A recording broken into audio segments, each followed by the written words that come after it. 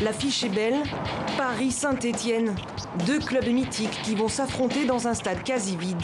Sur les 81 000 places que compte le Stade de France, à cause du Covid, seules 5 000 personnes maximum seront dans les gradins. Des contraintes sanitaires qui sont dans tous les esprits, même des joueurs. Pour moi, le foot, ça reste malgré tout et avant tout un jeu et un spectacle. Donc avec des supporters et des tribunes pleines. Malheureusement, la situation fait que c'est aujourd'hui impossible et il faut d'abord prioriser les conditions sanitaires. Donc on s'adapte, tout simplement, on va s'adapter, même si ça va résonner bien creux dans le stade. 1800 billets avaient été réservés pour les deux clubs. Un quota jugé ridicule pour les ultras du PSG et les 5 groupes de supporters de Saint-Étienne qui vont boycotter la rencontre.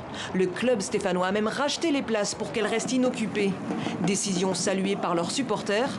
Trop dur en effet pour eux de choisir qui pourrait se rendre au stade et trop difficile de respecter les consignes sanitaires.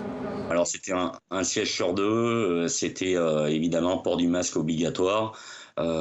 Et on sait pertinemment que parfois la passion est déraisonnable et que lors d'une occasion de but, lors d'un but ou en cas de victoire, le Covid aurait peut-être été oublié et tout le monde se serait sauté dessus. Ne pas pouvoir assister à cette finale est plus qu'un crève-cœur. La finale en est dénaturée pour la plupart des supporters de Saint-Étienne. Ce soir, les autorités auront les yeux rivés sur le terrain et sur les tribunes. Si les consignes sanitaires ne sont pas respectées, la ministre déléguée au sport menace de prendre des décisions de huis clos.